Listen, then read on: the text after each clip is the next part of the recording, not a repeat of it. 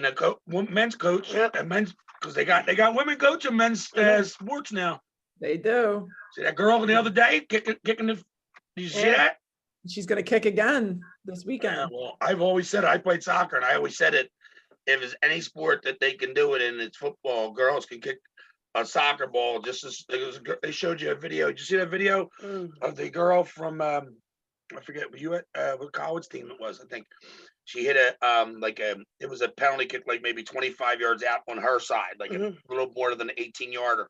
And she hit it all the way down the other end of the field, and then the girl headed the ball, in into the goal, and she got the assist on it. And that had to travel like 80 yards. Now, soccer ball goes further than football, but still, wow, crazy.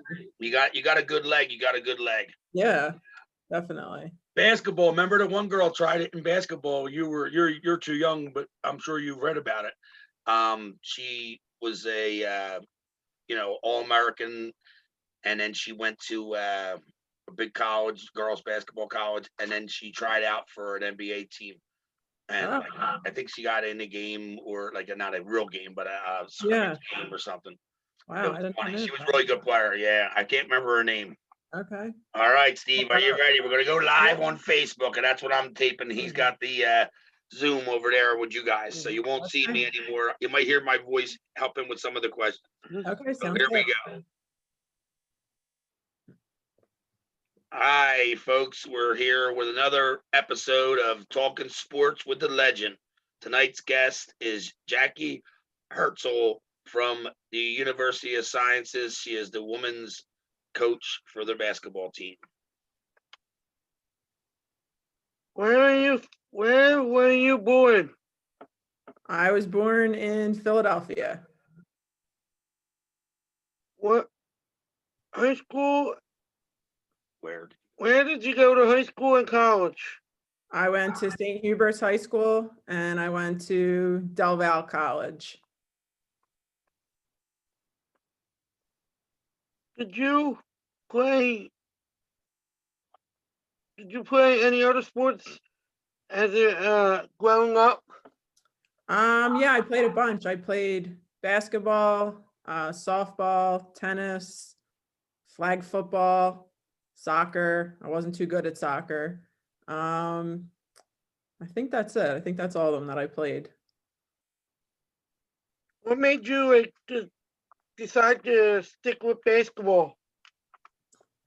I think that was it's always been my favorite sport. So when I got to high school, I narrowed it down to just basketball and tennis. And then, I knew I wanted to try to play basketball in college, and then even in college, I knew I wanted to stay involved in the game as a coach.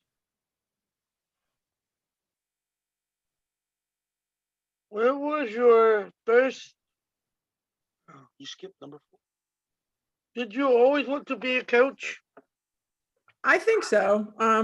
I think I always wanted to stay involved in the game of basketball, but I think I started thinking about it in high school, and then in college, I knew for sure that I definitely wanted to stay involved with basketball and be a coach. So I'm glad I made that decision. What do you do for a job, like every day? Every day, I work for the government. I work in contracting. So I do that full time, and then coaching is, I guess, technically considered part-time, but it's, as you know, Steve, since you're a coach, it's full-time hours. So I like to stay busy. That's a question that I told him to throw in there for all the high school and college coaches, because some people, and Steven, I think, used to be one of them, that he thought that was like people's only job. And I said, Steve, some schools where they coach cannot afford to pay like Mike Krzyzewski money to, to Jackie here. She ain't making no 5 mil or 10 mil or 20 mil a year, whatever these get crazy numbers these coaches get. Yeah, if she was, she would have said, what do you mean my job? Only job I got is getting paid a couple $1 million from University of Sciences. But I wish. Yeah, they ain't showing out that kind of money. No, they're not. What was your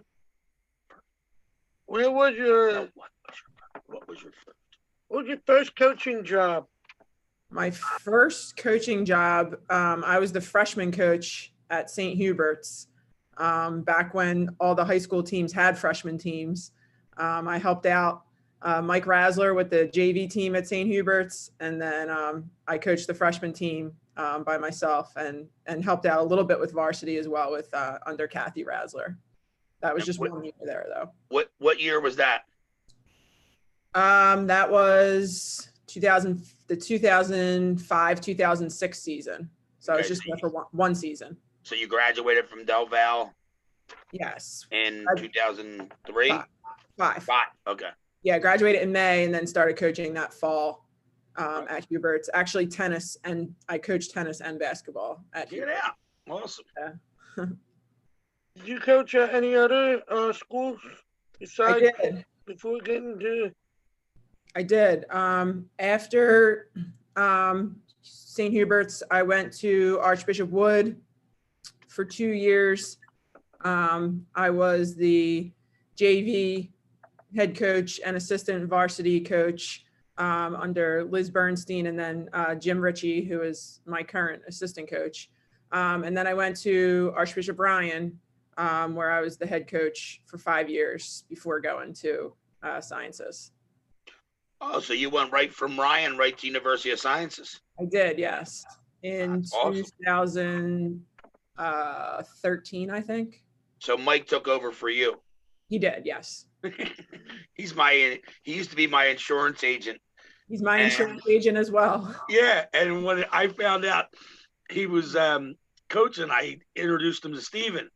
So this is before Steven joined AHA program. Okay, yeah. So when he was going to those games, and then when he's joined the AHA, the guy Rick says, "What teams do you want to go to?"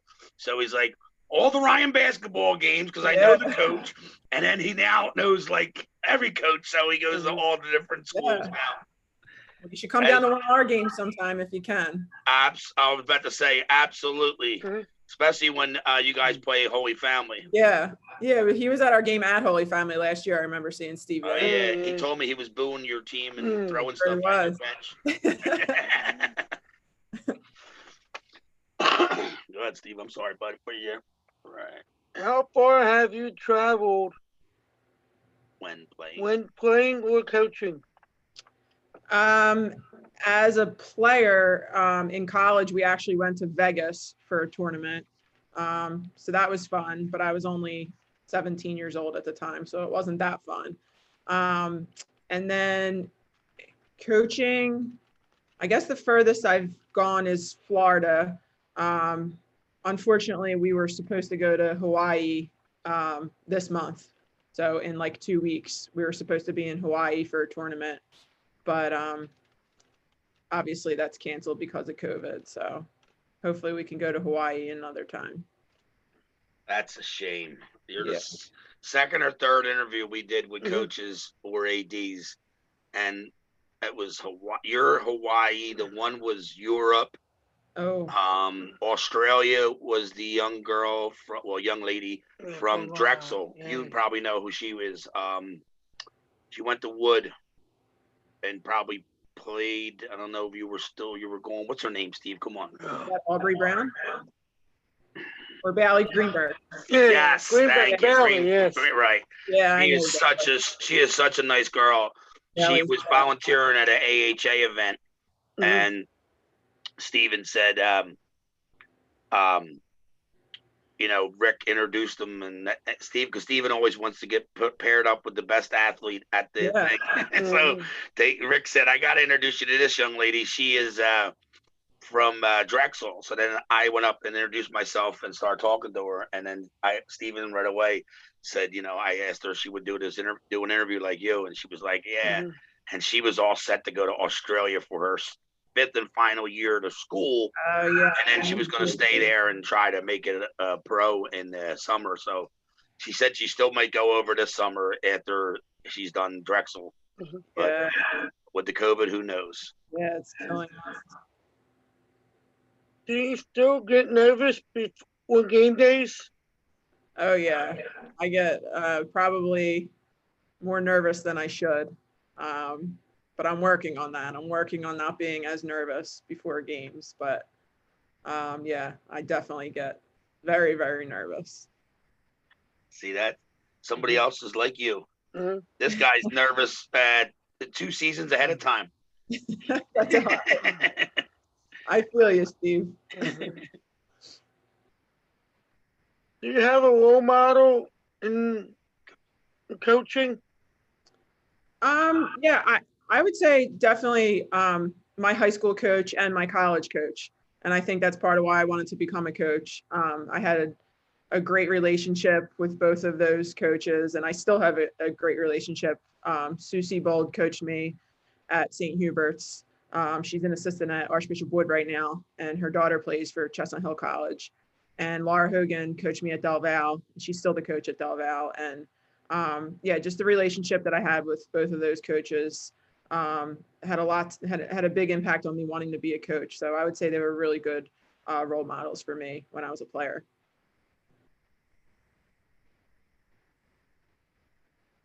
Do you want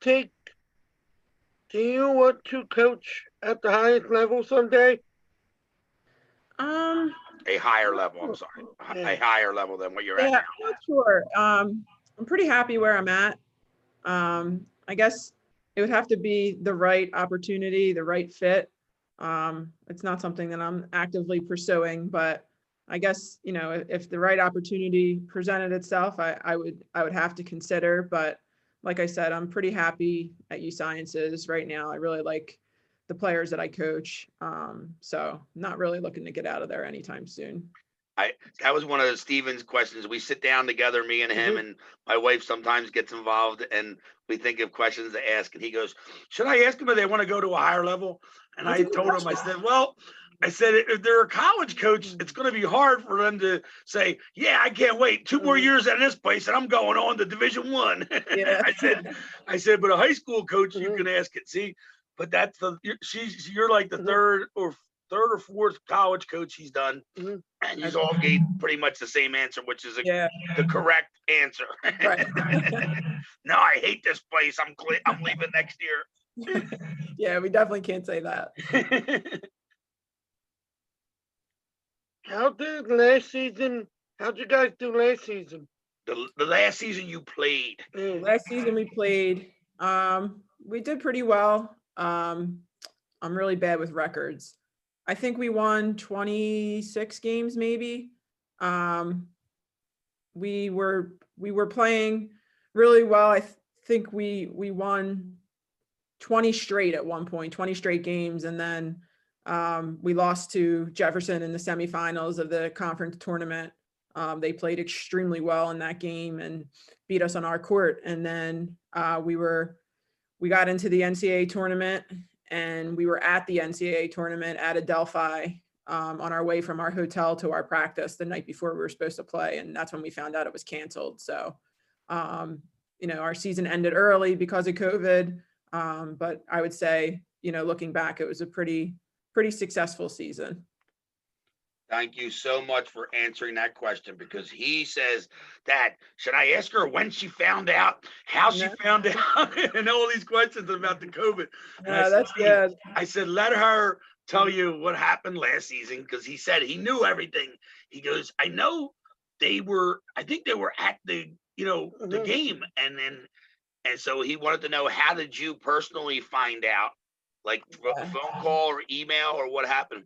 Well, now with like social media, everyone kind of finds out things at the same time. So, I mean, I think I saw it on Twitter at first, a statement by the president of the NCAA. I mean, we had another practice earlier that day, and they were canceling everything left and right. We were actually in Long Island. We were supposed to go to the Big East tournament to watch Villanova play, the men. That night as well, and that got canceled. So everything was getting canceled. So we kind of knew that we were going to get canceled as well. So it was just a matter of time. But I think I got a text message from my AD. But like I said, I saw it on Twitter, and I think my players all saw it at the same time, because I went to the back of the bus to tell them, and they kind of already knew, and there were some tears. So I just went to the front of the bus because I didn't want to cry also, because it was very sad situation. It's a very sad way to see our seniors go out that way. But I mean, we were grateful to get to that point, but it is what it is. Everyone was in that situation with, getting canceled and not being able to play in the NCAA tournament last year. See that? Now, did you guys come home that same night? We did not. We stayed overnight. We had dinner reservations already. We went to Adelphi. We picked up our, whatever you get, the medals for participating. We took pictures near the NCAA banner like we would normally do.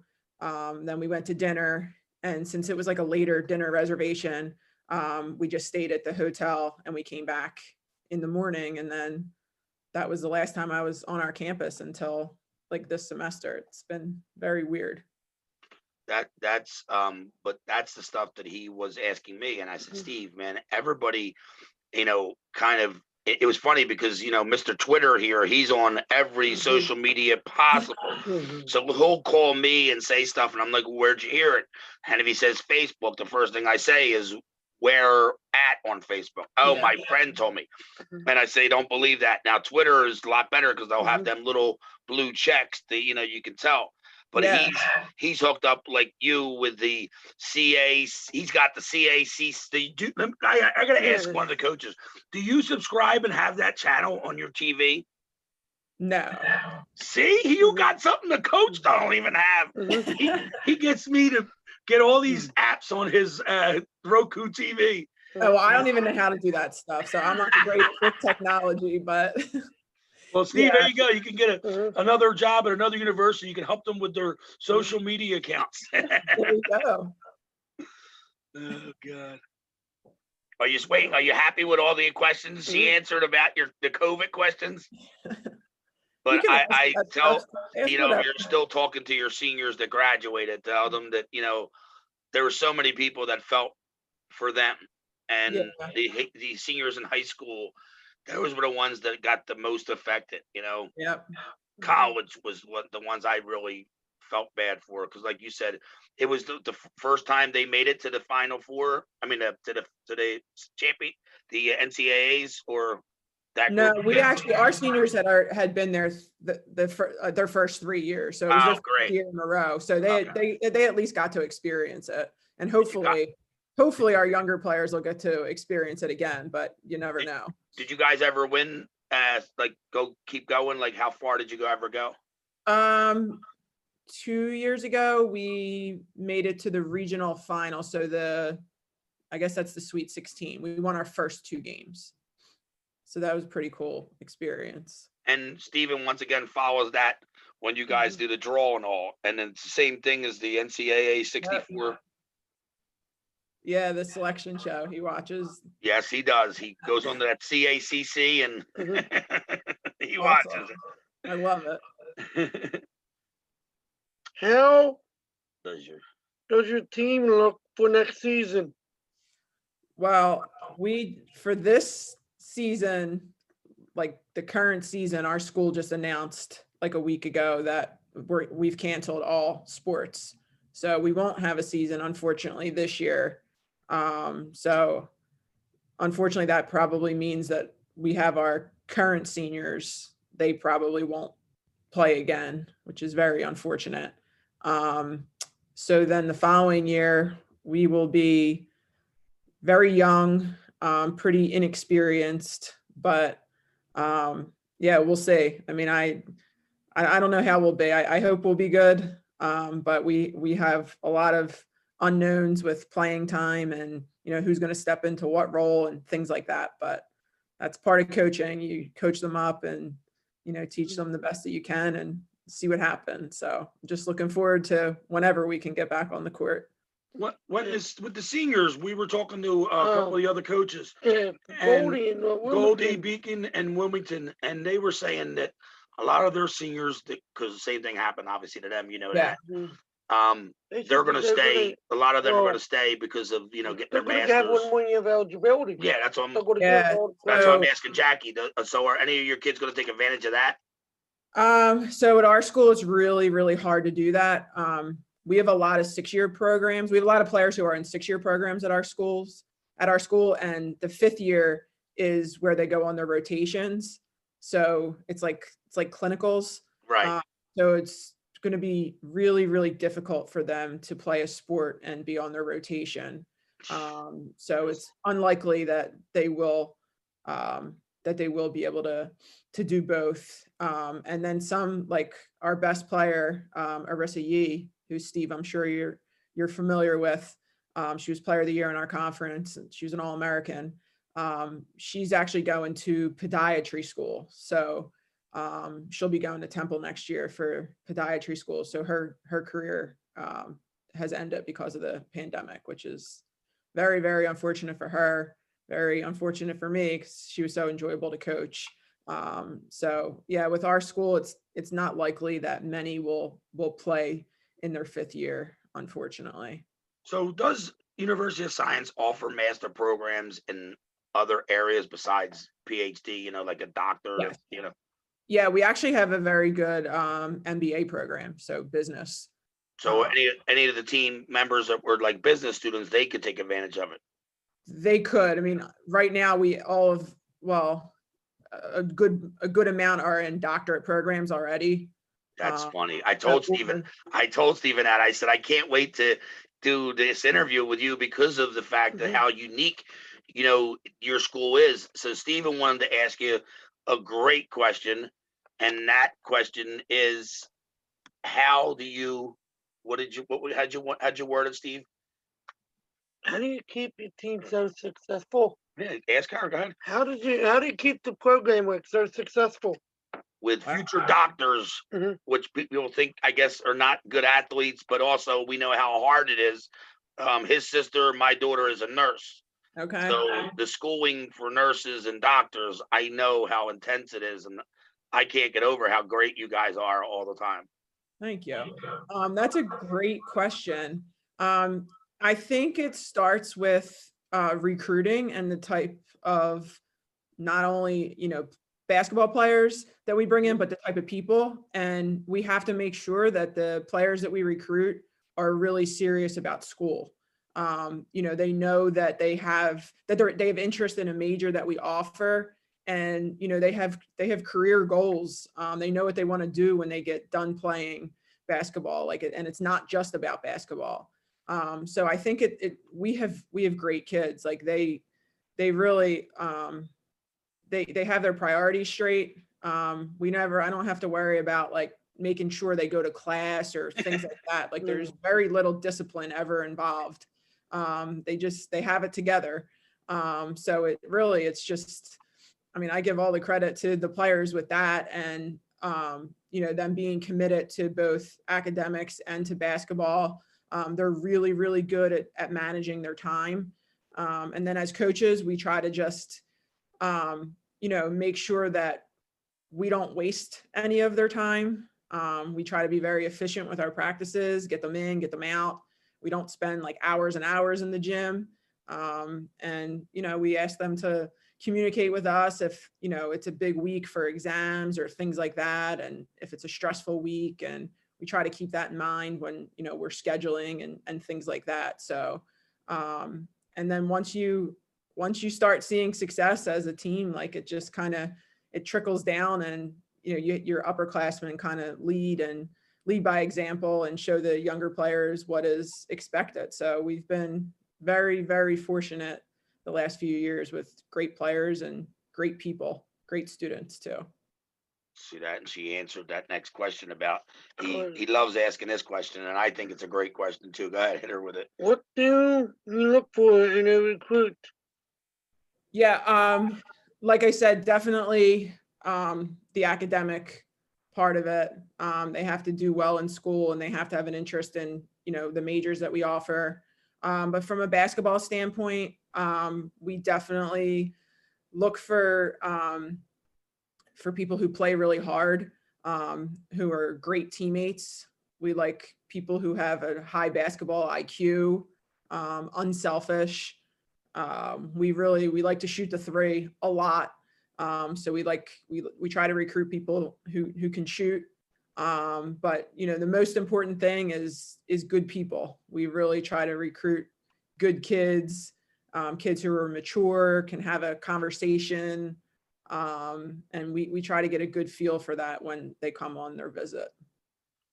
Interesting though, because your school is like one of the only ones in our area Mhm. that do this, correct? I mean, like have a sports program that's pretty successful. And is it just basketball? Like, what other sports does University of Sciences offer? We have men's and women's basketball. We have softball, baseball, men's and women's tennis, track and field, cross country, women's volleyball. I hope I'm not missing any. Golf. Yeah, so that's the sport that I would think you'd have like 1,000 golfers because they're all going to be doctors, right? Right? Is it Yeah, that golf, gonna- yeah, we have a small golf team. yeah, it's Yeah, I mean, for people who want to be, physician assistants or physical Yeah. therapists, occupational therapists, and they're good basketball players. I mean, it's an easy sell for us because you're oh, gonna absolutely. get a great job coming out of our school.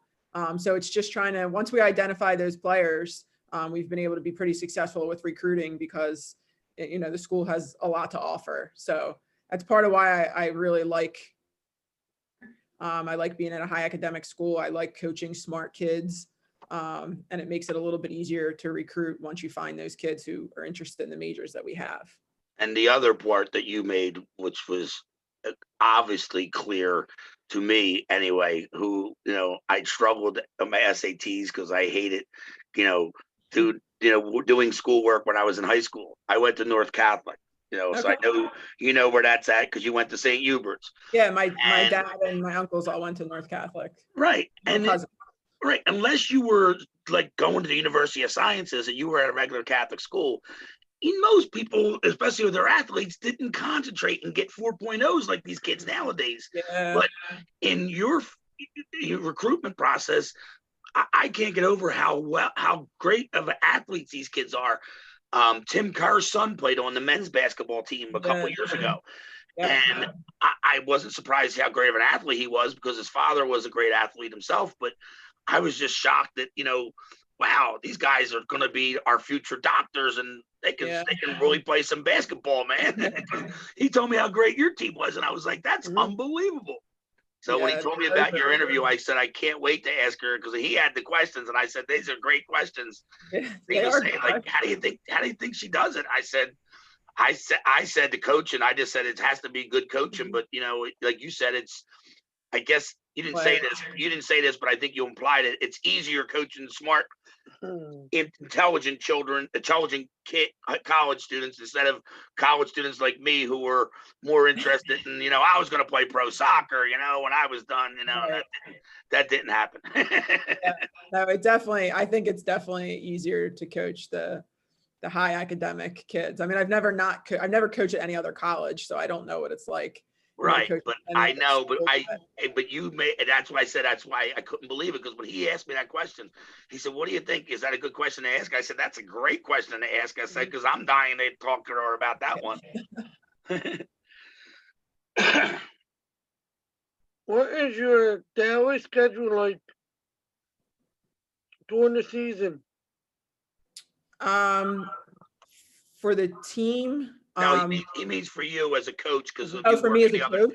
Working the other job and all that stuff. Assuming the pandemic's over. Yeah. Okay.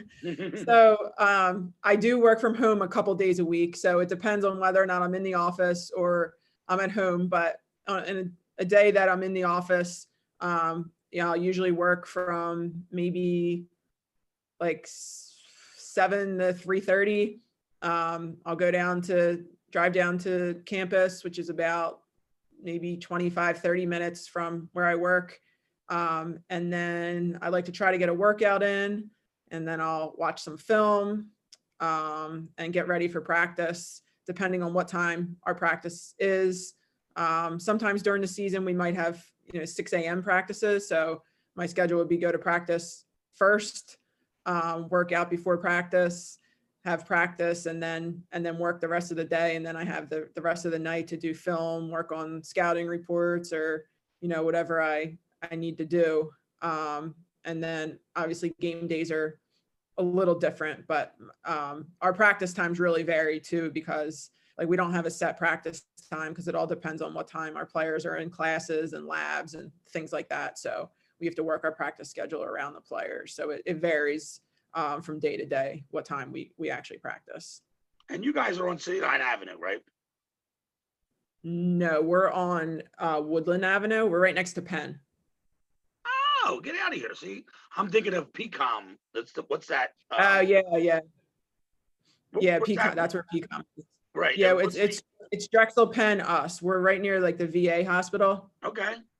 Oh, Yeah. God. I didn't know you were down there. I did not know that. That's Yeah, you'll have to come check it out sometime. Oh, absolutely. We're down there all the time. He goes to Penn every 3 months to get his ear problems taken care of. Okay, stop So in we'll for a def- practice sometime. Oh, Let me I know when can't. I'm telling you, you I guys cannot down. wait.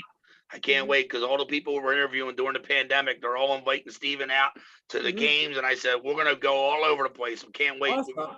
He's been That's so cool. bottled up for the 9 months. He's Yeah. going crazy. He's going crazy. He's a little upset with Governor Wolf, so we won't bring that up. I think a lot of people are. That's what I told him. What is your game day schedule like? My game day schedule, it depends if it's during the week or if it's a weekend, but I'm pretty superstitious. I'm trying to not be superstitious anymore, but it's not really working. So I always try to go for a run on game day. And then, if it's a weekend and we're traveling with our men's team, then I'll pick up breakfast for the team, and then they grab their bagels, and we get on the bus and go play our game, and then we order food for after our game. During the men's game, we stay and watch the men's game, and then we come home. So I enjoy Saturday away games. I like traveling with our men and staying and watching their games. That's awesome, Steve. How about that answer, Yeah. huh? He loves that answer because a lot of the coaches are like, I don't know, I do different things. So he is when you said superstitious, you're talking to the king of superstition over here. He's got his mom, you can't wash my socks and my shorts that I wore to the game. Yeah, I used to, well, I still do. Like if I wore an outfit in a game and we lost, then I won't wear the outfit again. That's it. The outfit's gone. Yeah, it's gone. So I definitely, I can relate to that. I hope you don't wear something someone else got you and then you stop wearing it. You have to wear that. I buy all my own game clothes. There you so go. there you go. I'm not wearing Don't it again. Don't hurt no one's feelings. Right. All right. This is his next favorite question. Do you have a rival with any team, with any conference? Another conference. Do you have a rivalry with another school in your conference? Another school in our conference? Yeah, and if so, who would that be? I would say that our rivalries are definitely the other city schools. So Jefferson, Holy Family, and Chestnut Hill. We've had a lot of good games with those teams over the past few years, and I would say we have beaten all those teams the last couple of years, and all of those teams have also beaten us over the last couple of years. So it's been there's been a lot of good games. The players, know each other with the schools being local, so it's a lot of fun. The rivalry games are always fun. You guys put Jefferson like 4 times, like 4 years in a row in the championship? We played them 3 years, I think, in a row, and 2 years in a row in the championship. We beat them, and then they beat us, and then they beat us this year in the semifinals. So yeah, we've played the last 3 years. We played Jefferson 3 times, which is pretty crazy. Oh yeah, Mr. CACC conference man over here knows all the stats. Slipped up on that one though. What? What was the biggest? What was the biggest game you ever coached or played in? Oh, I would say as a player, I guess just playoff games. My senior year in high school in the Catholic League semifinals when it used to be down at St. Joe's. That was a pretty big game. Unfortunately, never got to play at the Palestra. In college, a couple playoff games. And then coaching, when I coached at Ryan, we played in the state championship game 1 year up at Penn State. And then at Sciences, the regional final game that I mentioned, we played there at Stonehill. So it was 3 years ago. And that was crazy because it was packed and it was pretty much all Stonehill fans and about 30 Sciences fans. So that was a really cool atmosphere and probably I would say the biggest game that I've ever coached in. Where is Stonehill at? It's in Massachusetts. Massachusetts. Yeah. Yeah, I think. Did you guys play them in soccer? Yeah, I think either the boys or girls team did. When you said that, I was thinking in my head, Stonehill. It sounds like up in the New England area. Yep. Yeah, they're in the Northeast Conference and like conference with Bentley and Assumption and.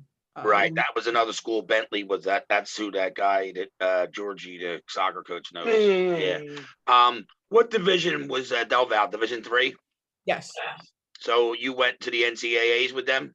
No, just the conference. Conference. I didn't get to experience the NCAA tournament until a few years ago as a coach. That must be something. Especially the first year you did it as a coach for Sciences. Yeah, and it was pretty crazy. We won the CAC to get to the NCAA tournament, and then we won our first round game in the NCAA tournament too. So that was just like unbelievable, and something I'll never forget. That was a really, really cool experience, and we've been very fortunate to get back to the tournament since then. So it's always a goal of our teams, but only 8 teams from the region get to go each year, so it's not easy getting there. The coach that was there before you, how long were they there? I think he was there maybe 5 years. Because you guys had a good program like for a while now, right? The women's program. Yeah, I mean I inherited a pretty good team, Yeah. a pretty talented team, yeah, they were pretty successful before I got there. They won a couple CAC championships. I think like I should know this, but I want to say like 2004 and 2006, something like that. It's pretty amazing. I'm more amazed now talking to you more than I was ahead of time because he was telling me, and I said I never really thought about that because like when guys that go to Penn and stuff, there's guys that go to Penn and they don't have quote unquote scholarships, but they get aid or whatever they can. And it's a different thing, Ivy League than it is when you're going to become for sure a doctor. You're going to be a PhD in some realm. Yeah, that's unbelievable. It's a real tribute to you guys, the coaching staff. I tell you, because like you said, you don't have to worry about the going to class thing. But I was thinking you might get a girl call you up and say, "Coach, I got an exam. I got to stay home and study today. I'm not coming to the game, or I'm not coming to practice." And it's like, hey, you're right. Yeah, exactly. You got to do what you got to do. You're gonna be a doctor. You're not gonna be a WNBA player. Yeah, it's happened. Not for a game, but we've had some situations like that with practice. Yeah, because I mean, really just try to get them to manage their time the best that they can. And for a lot of people, basketball is kind of their outlet to get away from school for a little bit and, work off some of the stress. So, they look forward to getting away from studying for, an hour and a half to 2 hours. So, but I never had to worry about that. I don't think I ever studied for an hour or two, high school or college. Before I get in trouble with my ex-college coaches and stuff. How many teams will get an automatic bid? So every year it's 3 automatic bids. So it's 1 from the CAC, 1 from the ECC, and 1 from the Northeast 10. And then there's 5 at-large bids. So the last 2 years, we did not win the CAC. We got an at-large bid. The 2 years before that, we won the CAC and got the automatic bid. So I think it's the same way in all sports in the CAC and in the East region. I think, I'm not positive about that, but yeah, the CAC gets one automatic bid every year. Didn't you guys host the championship a couple years We ago? did. We did. Steve, you know everything. We hosted the CAC playoffs this past year, and the year before that, we hosted the East Regional. So we were the #1 seed going into the NCAA tournament, and we hosted. That was pretty cool. We played in front of a lot of people. We had a lot of fans there.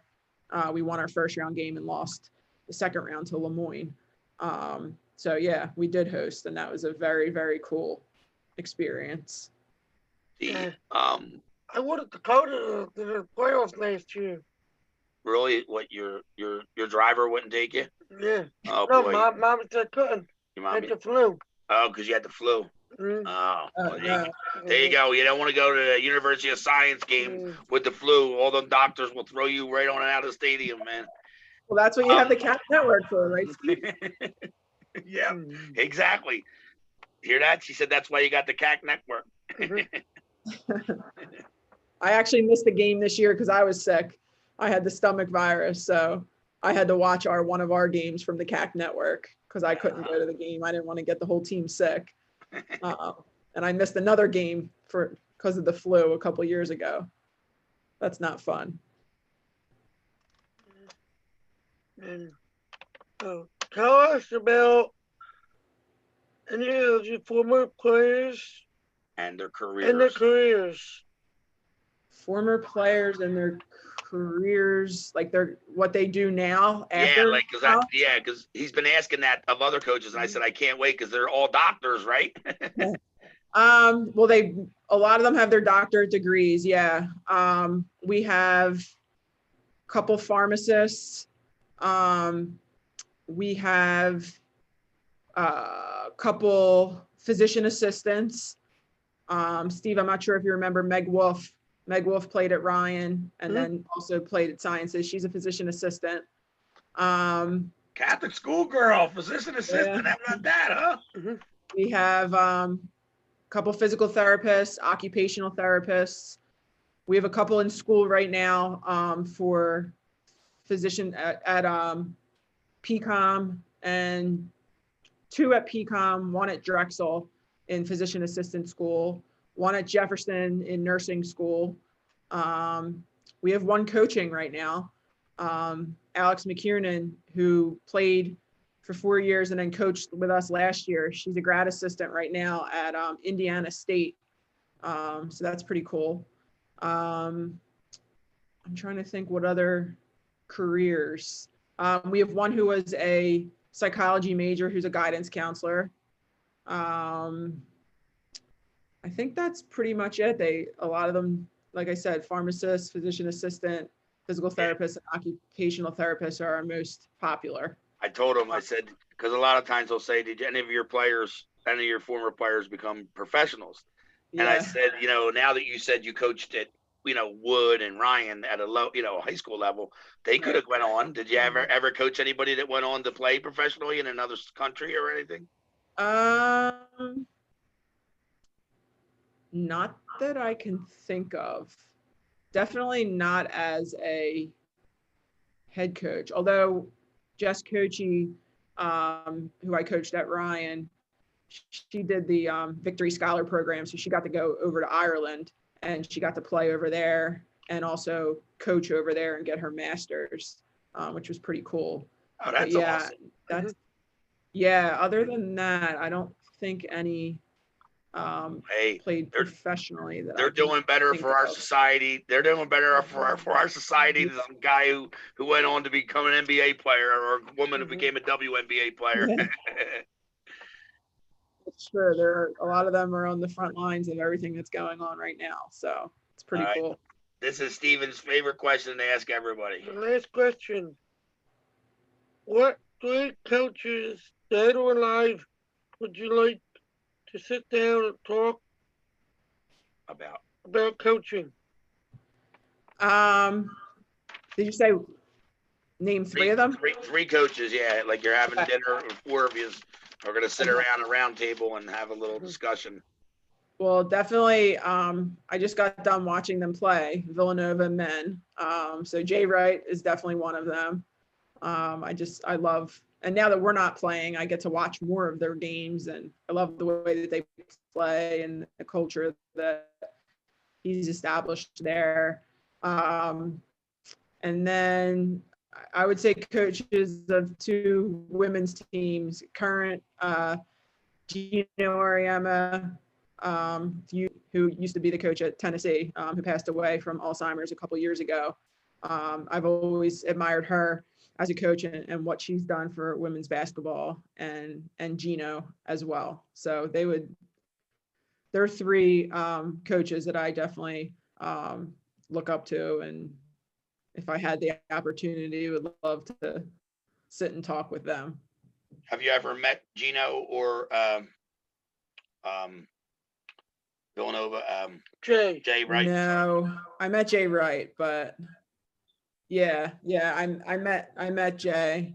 I met Jay Wright a couple years ago, but not Gino. I'd like to get down to play UConn in an exhibition game one of these days. Jefferson's done it a few times. I think Holy Family did it a while ago. So I would love to get to experience that, but who Yeah, knows that's if awesome. that'll I happen. remember Steven a couple years ago, the men's team played Villanova, right? They went out to Yeah, Villanova or yeah. something.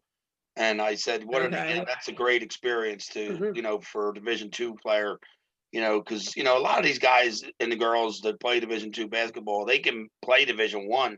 A lot of them choose because of the academics Mhm. to go and concentrate more on that, like you had said earlier. And, Yeah. and that's why Steven said, how do you think she does it? And I said, well, and it makes sense with, like you said, about Mhm. the kids being more mature, more focused, more Mhm. the little bit of time that you guys do with the coaching. That's an excellent point, because I never even think of that, because I talk to some parents and grandparents and they're like, my girl plays softball and they make her do 3 hours of practice, and I'm like, well, that's a little extreme, but if you're getting a scholarship, you got to do what you got to do. Yeah, no 3-hour practices for us. We are 2 hours max, and that's a lot for us. We really in season we're an hour and a half, like tops, and get in and do what we need to do and get out. Yeah, it makes a No, lot of sense. And like I said to Steven, yeah, I said it it's does. hard to juggle that as a Yeah, student, to juggle both, Mhm. full-time academics, and then to excel in sports is even harder. yeah, That's great. definitely. It's not easy. It's definitely, especially at our school, it's not easy, but I think everyone who graduates would say that it's worth it, because the job that you get coming out is pretty good. So, Yeah, and a lot better, rewarding as a well. lot better than my first job I had coming out of Mhm. college. Well, what do you got to Yeah. say, Thank Steve? you. Thank you so much, Jackie. It's been Mhm. wonderful talking to you. Thank you for having me. Oh, No problem. absolutely. It was great. I really enjoyed it. We can't wait to Hope get to out see there, you. see you play in next fall when it's going to Yeah, start, right, Steve? Mhm. All right. let me Take know care. next time you're down at Penn. Once we're back on campus, stop by for, even if it's just a practice. We'd love to have you. Absolutely, positively. I got near the Right near when you go down. When we my go. hospital too. Yes, when you go down the turn, No, the hospital I was in. the hospital was in. That was Penn. Hupp. The first time I Oh. know that Pennsylvania hospital. Oh. This last December, and January, he was in. Mhm. We tried to get him admitted at Hupp, but they were full, and then we had to go to Philadelphia, Pennsylvania Hospital on 8th and Spruce, and Oh, okay. He was there for about 5-6 days. Yeah. Oh, wow. Yeah. Okay. So, Well, hopefully you but don't have to do that again, but yeah, when that's you're closer to your town doctor. where she's at. When you go down the street, we go down the street to go Mhm. home, and we make that left, and Yeah. that you go right instead of making a left. You go right, and then go up Oh. that way, and that's where they're at, Yep, we're like 2 minutes down Woodland Avenue. right around the corner. Yeah. All right. Thank All you right. very much, Thanks for Jackie. having me. Appreciate it. All right. Bye. Hey.